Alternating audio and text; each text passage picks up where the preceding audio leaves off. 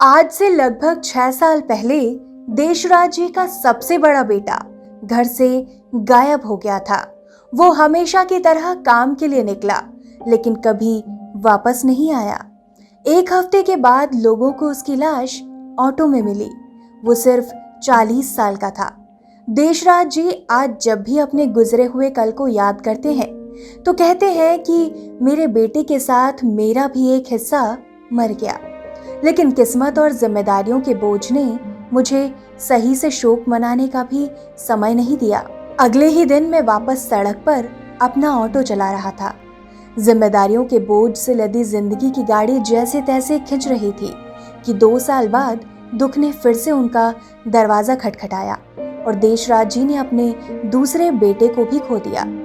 देशराज जी रोज की तरह अपना ऑटो चला रहे थे कि उनके पास एक कॉल आया कि आपके बेटे की लाश प्लेटफॉर्म नंबर 4 पर मिली है। उसने आत्महत्या कर ली है। इस खबर ने तो जैसे उन्हें पूरी तरह से तोड़ दिया, लेकिन फिर भी उनकी बहू और घर के 4 बच्चों की जिम्मेदारी ने उन्हें जिंदा रखा। दाह संस्कार के बाद उनकी पोती, जो 9वीं कक्षा में थी, उसने पूछा, दादाजी क्या अब मेरा स्कूल छूट जाएगा? देशराज जी ने एक बार फिर अपनी सारी हिम्मत जुटाई और उससे कहा, कभी नहीं, तुम जितनी चाहो उतनी पढ़ाई करना। उसके बाद देशराज जी पहले से ज्यादा समय तक ऑटो चलाने लगे। वो सुबह 6 बजे घर से निकलते हैं और आधी रात तक अपना ऑटो चलाते हैं। इतना करने के बाद भी हर महीने बस 10,000 रुपए कमा पाते हैं। उनके स्कूल की फीस और स्टेशनरी पर 6,000 खर्च करने के बाद उन्हें 7 लोगों के परिवार को खिलाने के लिए मुश्किल से 4,000 रुपए ही बचते हैं। अधिकांश दिनों में उनके पास खाने के लिए मुश्किल से ही कुछ होता है। एक बार जब उनकी पत्नी बीमार हो गई थी तो उनकी दवाएं खरीदने के लिए उन्हें घर घर जाकर भीख मांगनी पड़ी थी। लेकिन पिछले साल जब उनकी पोती ने उन्हें बताया कि उसके 12वीं बोर्ड में 80% अंक आए हैं, तो देशराज जी को ऐसा लगा जैसे वो अपना ऑटो आसमान में उड़ा रहे हैं।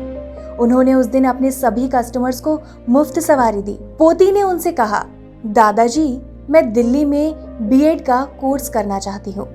उसे दूसरे शहर में पढ़ाना उनकी औकात से बाहर था, लेकिन उन्हें किसी भी कीमत पर उसके सपने पूरे करने थे।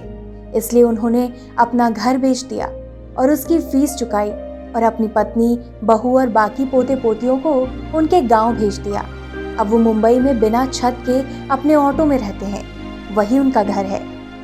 देशराज जी कहते हैं लगभग 1 साल हो गया है और सही कहूं तो जिंदगी से कोई शिकायत नहीं है। अब ऑटो ही मेरा घर है और मैं अपने ऑटो में ही खाता और सोता हूँ। दिन भर लोगों को उनकी मंजिल तक ले जाता हूँ। बस कभी कभी दिन भर ऑटो चलाते हुए पैरों में दर्द होता है, लेकिन जब मेरी पोती फोन करके कहती है कि वो अपनी क्लास में फर्स्ट आई है तो मेरा सारा दर्द गायब हो जाता है। मुझे उस दिन का बेसब्री से इंतजार है कि वो टीचर बन जाए और मैं उसे गले लगाकर बोल सकूं। मुझे उस पर कितना गर्व है। दोस्तों, ऐसे लोग ही सोचने पर मजबूर करते हैं कि जिंदगी चाहे कितनी भी शिकायत के मौके क्यों ना दे, हमें कभी भी उम्मीद का हाथ नहीं छोड़ना चाहिए। ये उम्मीद ही इस दुनिया को रहने लायक बनाती है। देशराज जी से जब भी आपका मिलने का जी करे तो चले आइएगा। खार डंडा नाका पर मिल जाएंगे, गाड़ी नंबर 160 में।